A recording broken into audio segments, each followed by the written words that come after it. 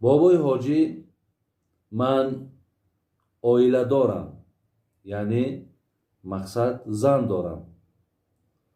در حیاتم یک بار زنا کردم. 6 ماه پیش سخت پشیمانم از این کار کردم. من با زنم از نو نکاح کنم یا نکنم؟ سوال دوم دادن نماز پیشین را 2 ساعت پیش از نماز عصر خواندن جایز است یا نه؟ آیا مسلمان را در قبرستان نامسلمان گرانیدن ممکن است یا نه؟ الحمدلله رب العالمین و الصلاة و السلام علی رسوله الکریم و علی آله و اصحابه و اتباعه اجمعین. السلام علیکم و رحمت الله و برکاته. برادران، پدران و مادران و خواهران عزیز، الله مهربان همه شما را در پناه رحمت و عصمتش نگهبان باشد و خدای مهربان تمنیات و مقصودها و مرامهای شما را با فضل کرمش حاصل بگرداند. و از الله مهربان خواهان او هستم که خداوند گذشتگان شما را رحمت و مغفرت کند، بیماری هاتون خدای مهربان شفای کامل دهد و به دردهای شما را الله مهربان همچنان صحت و سلامت نگه بدارد و الله مهربان مشکلات هایی که سراسر عالم فرا گرفته است خداوند از بالای جمله بندگانت دور بگردان و خدای مهربان همه ما را از غضبت، از مشکلات همیشه نگهبان باش. خدایا تو توانایی، تو قادری، برای همه ما بندگانت توفیق عطا کن. محبت و اخلاص هامون به سوی دینت زیاد بگردان. البته بسیار رفتارهای زیش داریم، گفتارهای زیش داریم، خصلت‌های بی‌نهایت پست و بد داریم. خدایا با فضل کرمت از این خصلت‌های رذیله، از این رفتارهای رذیله خدایا ما را نجات ببخش. خدای مهربان ما را از زمره مسلمان‌های بگردان که چگونه ای که حبیب تو محمد صلی الله علیه و سلم فرمود بهترین مسلمان نفری هست که از دست و زبانش کسی آزار نمی‌یابد. خدای ما را از زمره همان مسلمان ها بگردان. خدایا بدبینی را، خدایا بد گفتن، خدایا نیت های بد را از قلب های ما دور بگردان. خدایا الفت را، مهربانی را، احترام را برای انجام دادن ما در بین یکدیگر توفیقش را خدایا نصیب ما بگردان. الله مهربان به آن چیزی که الحال میشنویم توفیق پایبند شدنش را نصیب ما بگردان. خدایا این ملک تاجیکستان ما را باز هم آباد، باز هم زیبا بگردان. الله مهربان در این ملک ما، در این سرزمین ما بندگانی هستند که برای پیشرفت این ملک، برای آبادی این سرزمین سعی میکنند، تلاش دارند، زحمت میکشند، مهنت میکنند. خدایا در پناه رحمت و عصمتت این گونه بندگانت را نگه بدار. خدای مهربان این ملک ما را، این سرزمین ما را از جمیع آفتها، از جمیع چشم آدمای بدخواه خدایا حفظ بفرما. الله مهربان از همه خیلی و خیلی نعمت بلندی که ایمان است، باوری به ذات تو هست، بندگی تو هست، خدایا هم در زمانی حیات بودنمان پایبند این بگردان و وقتی که این دنیا را هم که پدرود میگیم خدایا با این عقیده سالم، با این عقیده درست دنیا را پدرود گفتنش هم نصیب ما بگردان. ربنا تقبل منا انك انت السميع العليم وتب علينا انك انت التواب الرحیم. امین یا رب العالمین. برادران و خواهران عزیز، الحال در پیش من سوال‌های ایستاده است، منتظر جوابند. انشاءالله من برای شما خدا خواهد وقت جدا میکنم و سوالهاتون جواب میگردانم. پیش از این سوالها را خواندن برادران و خواهران عزیز، الله رحمت کند حضرت مولوی رومی را، میگو جانور فربه شود لیک از علف، آدمی فربه زیعیز است و شرف. آدمی فربه شود از راه گوش، آدمی فربه شود، جانور فربه شود از حلق نوش. یعنی البته انسان از راه گوش مراد فربه شدن، این وزن انسان زیاد شدن نیست. فربه شدن به معنای چقدر در تو معرفت، فهمیش، درک، اخلاق، رفتار همه بهبود می شود، دیگرگون می شود. همه اینها میگه از شنیدن می شود.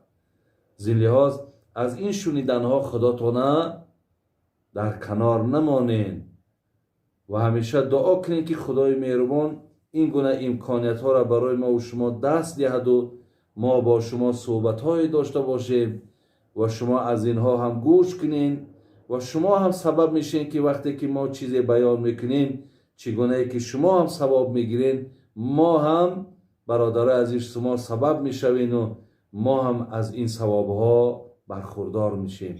خدا همه شما را باز توفیقاتون زیاد گرداند. میاییم برادران عزیز و گوش میکنیم سوال هایی که برای ما ارسال کردن. بابای حاجی، من عائله دارم، یعنی مقصد زن دارم. در حیاتم یک بار زنا کردم. 6 ماه پیش سخت پشیمانم از این کار کردم.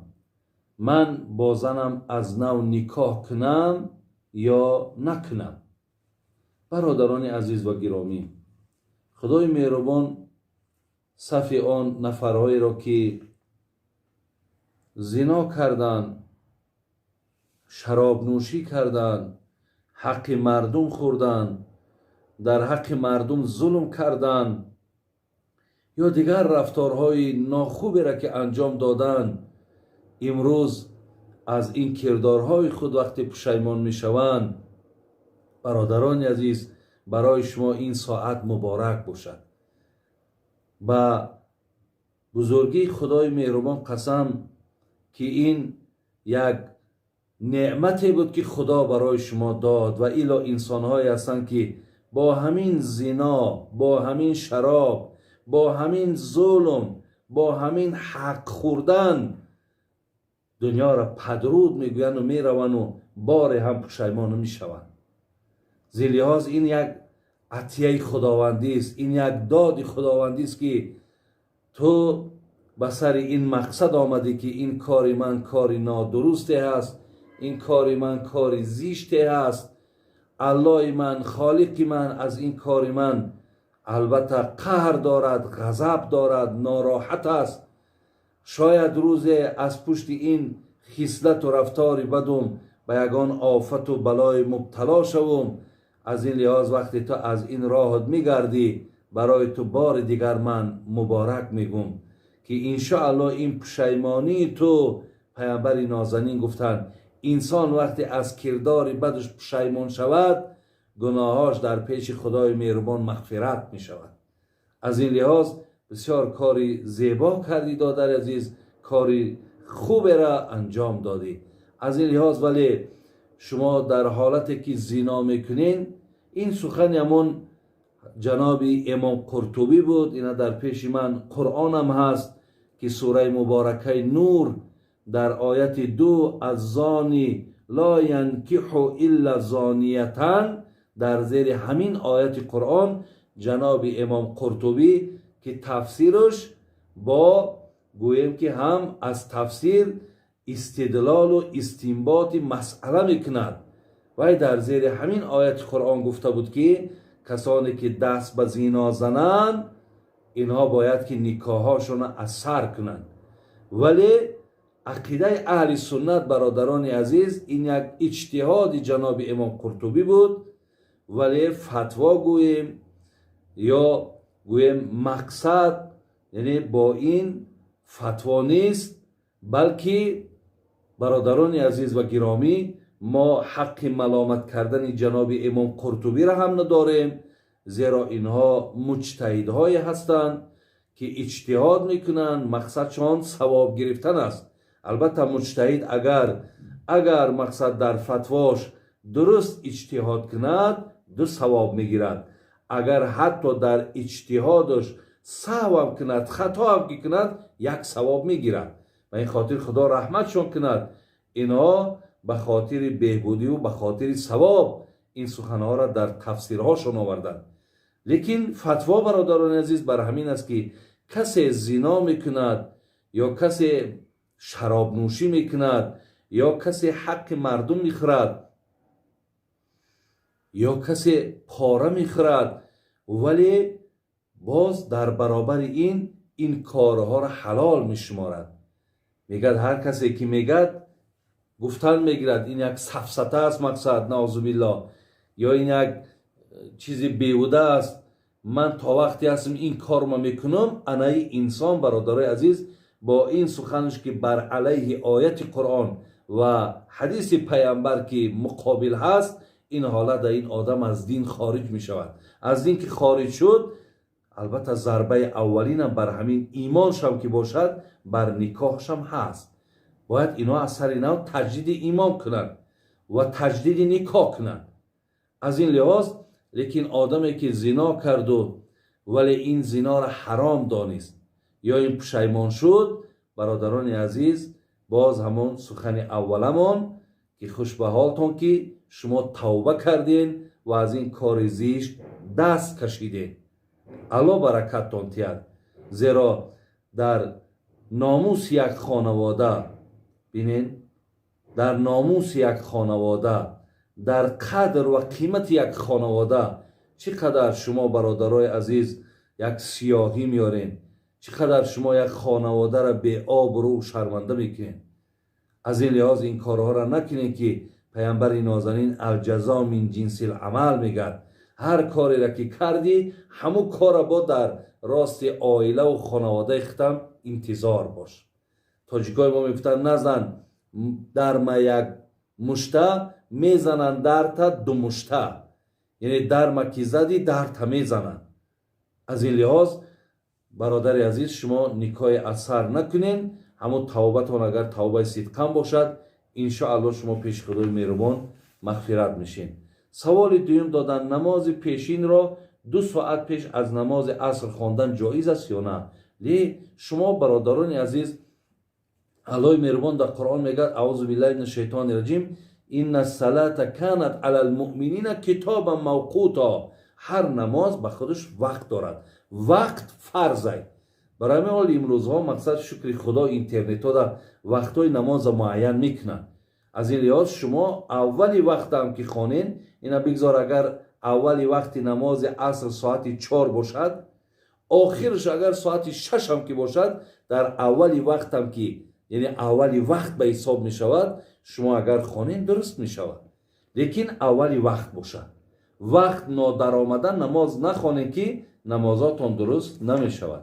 شما امروز اینا را 2 ساعت و 1 ساعت ما دیگر احتیاج دیگر به حساب کردن آفتاب نداریم. امروز شکر خدای مهربان اینترنت ها هست، معین کردن وقت ها از روی اینترنت هست. شما از اونها بیابین، از روی همون نمازاتون هر جا باشین خوانین درست می شود.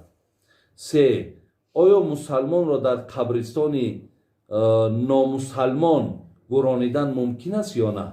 یعنی یک آدم مسلمان وقتی از دنیا میگذرد، ما در دنیا هم مسلمان داریم هم نامسلمان داریم. قبرستان آدمای نامسلمان یعنی آدمایی که پیرو قرآنن، آدمانی که پیرو غیر قرآنن، یعنی با دیگر کتاب‌های خدا پیروی دارن، یا اینکه تماما پیروی نمیکنن. مسلمان همراه اونها در یک قبر گرانیدن برادر عزیز اجازت نیست. شما البته در این کار هر کسی که اگر اقدام کند گناهگار می شود.